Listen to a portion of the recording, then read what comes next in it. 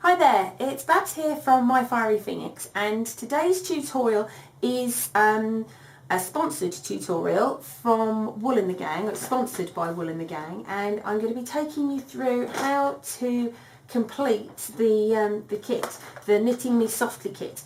In it you get all the goodies that you need to create 3 necklaces. I've actually created 2 already. The instructions on how to make this particular necklace, so hopefully you'll stick around.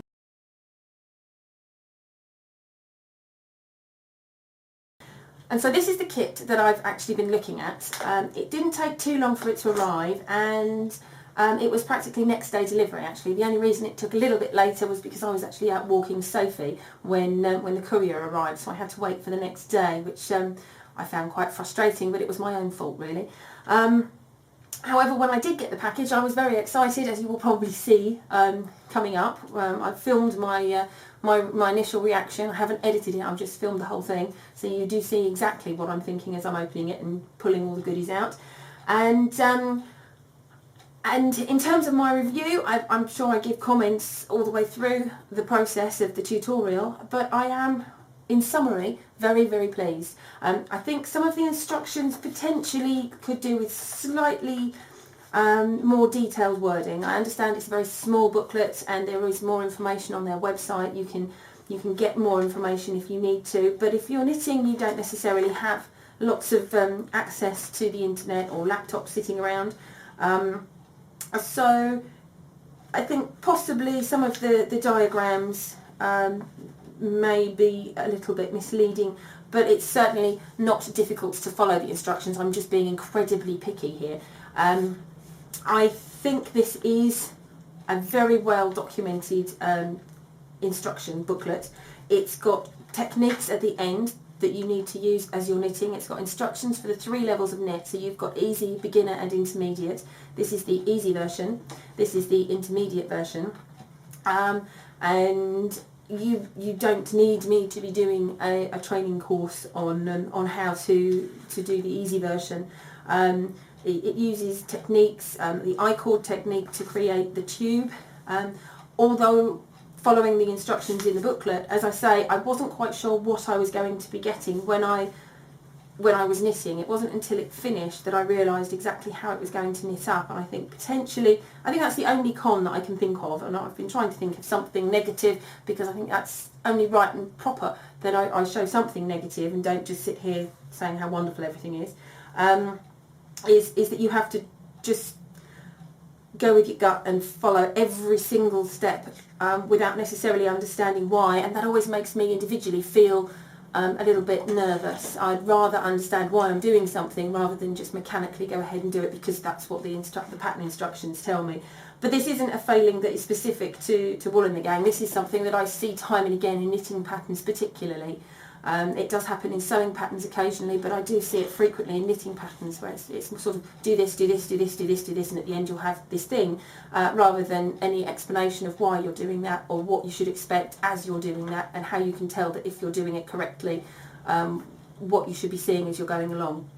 But that's just a personal pet peeve, if you like, rather than something that is actually wrong with the kit, because I think it's a very well put together kit. And it's got absolutely everything you need. You get 6 ends for the necklaces. You actually get pliers.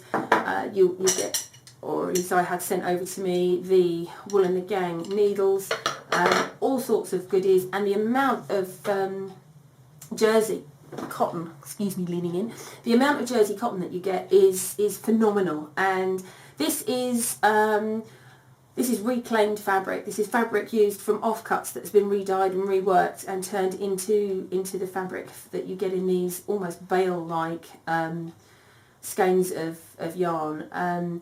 There's more information on the Wool and the Gang website about how they do this, but if you've been watching this channel or if you've been on my website, you know how much I love a good recycling story. So I absolutely love this fabric being used in this way to knit with, and it actually gives a really lovely texture and feel as you're working with it. The only thing I would say about working with this yarn is that you can, because it is a stretchy yarn, you can pull it tight and cause yourself tension issues. So you need to just chill out a bit and relax and not over tension it. But it's lovely to work with, and I think it gives a really nice finish to the end piece. So all of my blathering aside, there is a discount code if you want to order up one of these kits, or indeed if you want to get needles or accessories or a selection. They do these in a selection of different designs and colours and patterns. Because it's jersey fabric, you can have polka dots, you can have stripes, it's amazing. Just go and check them out. There is a link in the description below, and there is a discount code for all of my viewers. So if you do want to try something, then use the discount code. Here we have one of the necklaces which I've completed. This is the simplest version. It has the metal clasps on the end, which all of the necklaces have, and it is created as a tube. You wrap around the stitches, you move them from one needle through to the other and then continue stitching. So you're always moving the stitches back onto the left needle from the right one once that row has been completed, which gives you this tube effect, which is quite lovely on the necklace itself. So this is the simplest version, which is just straightforward knitting, and what I'm going to do is show you, there's an easy, beginners and intermediate version, and I'm going to show you the intermediate version. The beginners is this, and then the easy is this with another smaller version of this necklace which you then sew together. But I don't think there'll be much learning involved in me showing you how to sew this one twice. As I say, it is just straightforward knitting. However, the intermediate version uses a twisted knit stitch, which I think would be more interesting for you to look at in terms of a tutorial. So what I'm going to do is get the bits and pieces ready, and we will start that tutorial. So what we're going to do is leave a nice long tail before we start, because that's what's going to be used as the ties for the necklace. So we're going to leave about 12 inches or so before we make our slip knot. Once we've made that, we're going to cast on 4 stitches. Now I do have a tutorial that shows how to cast on, but you will see me casting on its all its glory, because these are just four stitches. So it's not like I'm going to have to cut away whilst I'm casting on. But like I say, there's a tutorial that shows 3 different methods of casting on, and you can pick the one that you think you are most comfortable.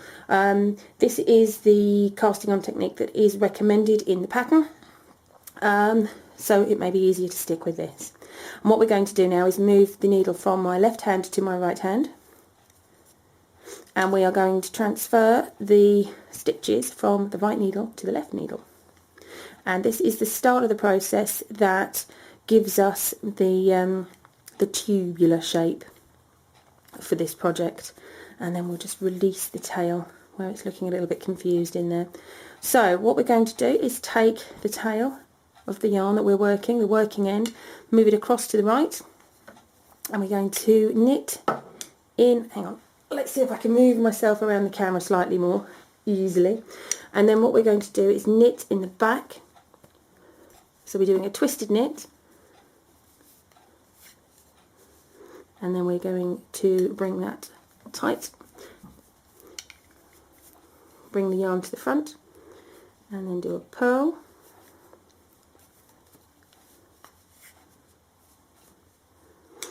we're going to take that to the back for another knit, but again it's a twisted knit, so we're not putting the needle in the front as we would normally, we're putting the needle in the back for another twisted knit. And those are the 2 stitches that we'll be using throughout the construction of this necklace, is the twisted knit and a purl. And at the end of each row we will then be pulling everything across from the right needle to the left needle. So again, we're now going to slide everything through and slip it back over to the left hand side. We're going to bring the yarn around the back, trying to keep everything in shot here. We're going to bring the yarn around the back, and then not knitting into the front, but knitting into the back of that stitch. And this is what's going to give us the tube, is by wrapping that yarn around from the left all the way around to the right before it goes back into that first stitch. Pulling it tight, giving it a good tug, and then we go through and we purl and we knit through the back, again a twisted knit. So we knit through the back of the stitch, and then we purl. Try not to put too much tension on the jersey because it's a stretch yarn. It's very easy to put too much tension on, which makes it very difficult for you to then start to actually construct the necklace. So now if we look at the back, you can see that it is starting to take shape, and if it isn't, you can give it a bit of a poke from the front, from the centre, and as you can see, this stitch is going to come around and wrap around, and this will then form that tube. So yet again, we're going to slide from the right needle to the left. I'll do this a couple more times just so that you've got a clear view of it working. Slide everything across and then bring the yarn round, not in the front, into the back of the stitch as you would normally knit, and pull it tight, and then we do a purl. Oops. And we do a purl properly that time, there we go, and then a knit through the back, a twisted knit. I can't decide whether it's easier to knit by looking at what's actually happening in my hands or watching on the monitor. It's very strange. And then knit round into a purl. And now I've dropped that stitch, but that's fine because we can simply lift it up. And I purl, then we go through and giving it a good tug, stitch, pulling it tight before it goes back into that first on the left all the way around to the right, round from this by wrapping that yarn around. So yet again, so now that I've done it a couple more times, you can see that we have this pattern forming where we have the central purls and knits, and then on the side you have a nice knitted edge, and then again we have the lines across. So we have slopes, straight lines and slopes, which gives us quite a nice flat look to the necklace.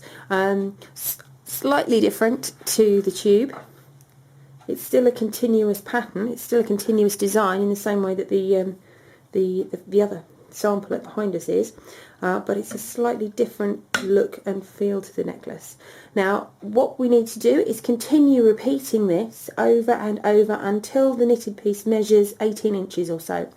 One of the reasons I suggest making your tail when you start 18 inches is that it then can be a nice easy guide to measure how far through you've got with your stitching. Now I will continue on and then I'll show you how to cast this off, and once we've cast it off I will show you how to add the end pieces, how to add the crimps, the metal crimps. So I will see you shortly. Now that we've completed the knitting through to the length that the pattern has asked for, you can see that this has created a nice ladder effect. It's thin on one side, it's wide on the other, which will give us a really nice necklace effect. It's very different using the stitch through the back of the knitting, the twisted knit, to the actual tube that gets created when you use a regular knit all the way around. So I really do like the style of this one, and we're now ready to cast off and then crimp the ends. So I'm going to continue moving from the right needle to the left needle, and I will cast off using the same twisted knit stitch that I've used working throughout the length of the piece. So we've got the needle goes in the back, goes around, pulls through, tighten it up, come forward for the purl, purl through, and now of course we start the cast off process. So we take this stitch, making sure that purl stays there, and that comes over. So then we go take, oops, as I knock the camera flying, so then we take the yarn to the back before everything falls off my left needle, the yarn to the back, and then the needle goes through the back in the twisted knit, which by now you should have perfected. And then we cast off the purl stitch, just holding on to things if you're not 100% sure it's going to stay where you want it to. And then we purl one last time,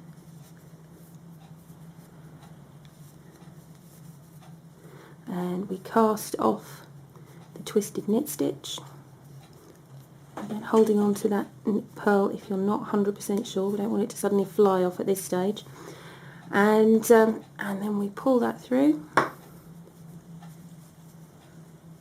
and this is where I realised that I've left my scissors in the other room, so we'll just leave this loose for 1 second. Pulls through, tightens around, needle goes in the back, so we've got the, and then crimp the ends. So I'm ready to cast off the style of this one, and we now really do like the round. So I really, when you use a regular knit all the way that gets created, the actual tube, and then we purl one last time to stay where you want it to. If you're not 100% sure it's good, just holding on to things. Then we cast off the purl stitch, and then you should have perfected twisted knit, which by now through the back in the twist back, and then the needle goes the yarn to the back before everything falls off my left needle. 100% sure. We don't want it to suddenly purl if you're not 100%. Again, holding on to that the twisted knit stitch, we cast off and time to the back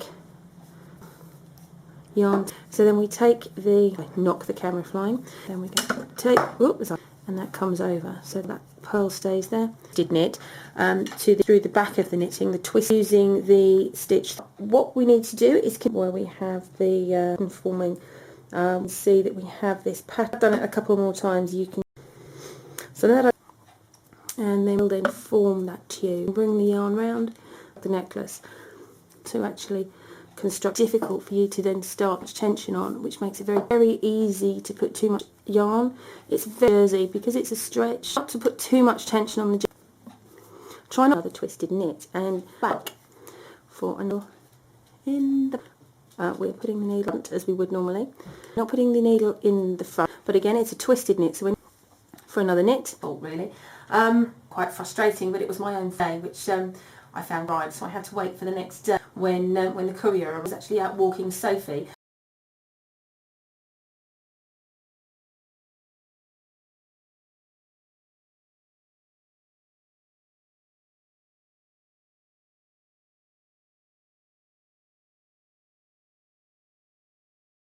That gets created when you use a regular knit all the way around. So I really do like the style of this one, and we're now ready to cast off and then crimp the ends. So we've got the needle goes in the back, goes around, pulls through, tight for 1 second. So we'll just leave this loose. I've left my scissors in the other room, and this is where I realised that. And then we pull that through and fly off at this stage. The yarn to the back, and then the needle goes through the back in the twisted knit, which by now you should have perfected. And then we cast off the purl stitch, just holding on to things if you're not 100% sure it's going to stay where you want it to. And then we purl one last time. The actual tube.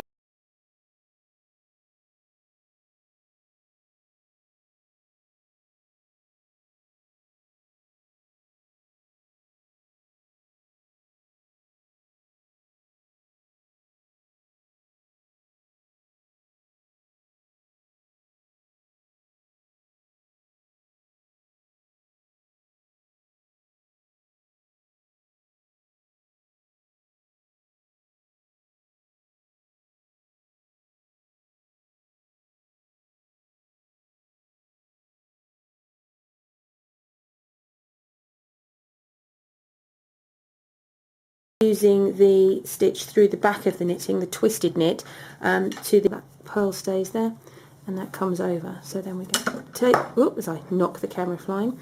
So then we take the yarn to the back,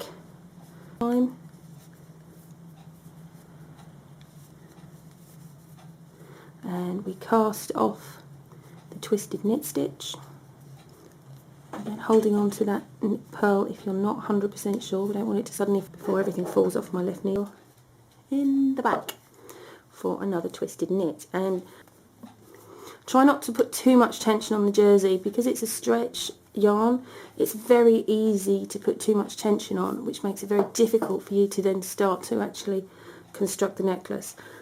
Bring the yarn round, we'll then form that tube. And then, so now that I've done it a couple more times, you can see that we have this pattern forming where we have the, what we need to do is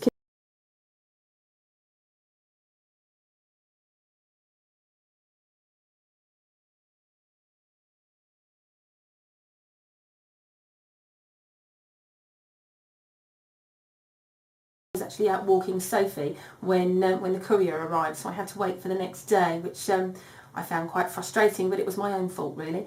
For another knit, but again it's a twisted knit, so we're not putting the needle in the front as we would normally. We're putting the needle, and